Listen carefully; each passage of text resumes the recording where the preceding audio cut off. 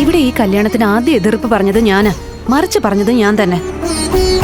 അതുപോലെ ഇപ്പൊ എന്റെ മുന്നില് അലക്സിയുടെ കാശ് കാര്യത്തിൽ ഏട്ടന്റെ നിസ്സഹായതയേക്കാൾ വലുത് രോഹിണി ചേച്ചി മാത്രം. അതുകൊണ്ട് ഹോസ്പിറ്റലിൽ നിന്ന് ഇറങ്ങിയ ഉടൻ രോഹിണി ചേച്ചി ഏട്ടൻ കല്യാണം കഴിച്ച് ഈ വീട്ടിലേക്ക് കൊണ്ടുവരണം. ഞങ്ങൾ എല്ലാവരും 2 കൈ നീട്ടി സ്വീകരിക്കും ചേച്ചി. എന്താ ആരും ഒന്നും മിണ്ടാത്തത്? രോഹിണി ചേച്ചി ഹോസ്പിറ്റലിൽ നിന്ന് ഇറങ്ങിയ ഉടനെ വിനയേട്ടന്റെയും രോഹിണി ചേച്ചിയുടെയും കല്യാണം നമ്മൾ നടത്തിയേ പറ്റൂ. ചേച്ചി നാളെ ഒരു ആത്മഹത്യാ ശ്രമം നടത്താതിരിക്കാനാണ് ഞാനീ പറയുന്നത്. ഇനി അത് നടക്കാൻ പ്രയാസമാണ്.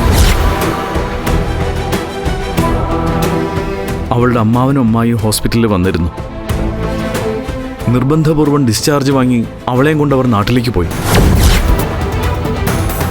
ഞാൻ അവളെ വിവാഹം കഴിക്കാതിരിക്കാൻ അലക്സി വാശിക്ക് കളിച്ചൊരു കളിയാണത്.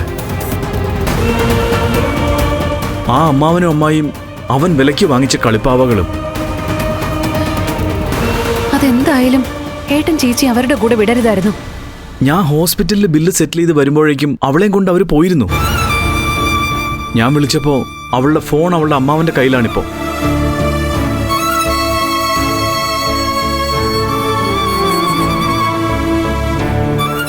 ഏതായാലും ഒരു കാര്യം ഉറപ്പാണ്, ഒന്നുകിൽ ഇനി അവൾ എന്നെ ശപിച്ചുകൊണ്ട് ജീവിക്കും,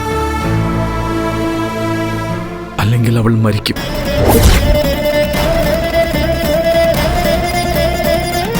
അതേ സംഭവിക്കൂ. നോ,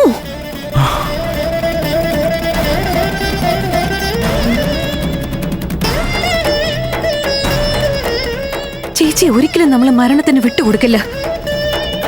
മുത്തശ്ശനും മുത്തശ്ശിയും അമ്മയും എന്റെ കൂടെ നിൽക്കുകയാണെങ്കിൽ നാളത്തെ മുഹൂർത്തത്തെ തന്നെ വിനയേട്ടന്റെയും രോഹിണി ചേച്ചിയുടെയും വിവാഹം നമ്മൾ നടത്തും.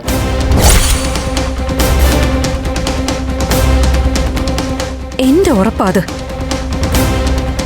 നീ എന്താടി പറയുന്നേ? എങ്ങനെ നടത്തുന്ന? ഞാൻ എന്താണ് പറയുന്നത് എന്നല്ല കാര്യം. നാളെ ഈ വിവാഹം നടത്തിയ ചേച്ചി ഹാപ്പിയാണോ എന്നാ. അത് ഒന്നും പിന്നേക്ക് വെക്കുന്ന പരിപാടിയില്ല. ഇപ്പൊ പറയണം, ചേച്ചി ഓക്കെയാണോ? അമ്മ ഓക്കെയാണോ? മുത്തശ്ശനും മുത്തശ്ശിയും ഓക്കെയാണോ? എന്തു പറയുന്നു?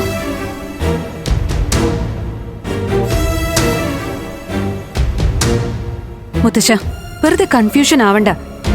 വിവാഹം ഏത് ക്ഷേത്രത്തിൽ വെച്ച് എങ്ങനെ നടത്തണമെന്ന് മുത്തശ്ശൻ തീരുമാനിച്ചാ മതി. മുഹൂർത്തം കണ്ടുവച്ചോ. പെണ്ണിനെ ഞാൻ ഹാജരാക്കും. അതെന്റെ വാക്ക. എന്തു പറയുന്നു?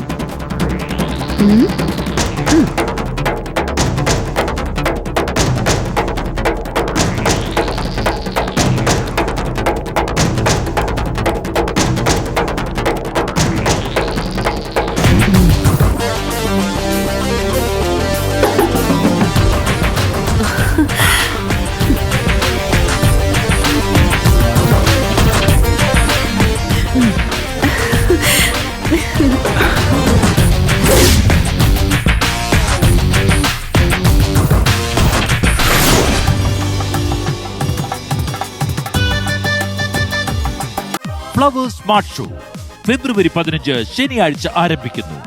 ശനി ഞായർ ദിവസങ്ങളിൽ രാത്രി 9:30 ഫ്ലവേഴ്സിൽ.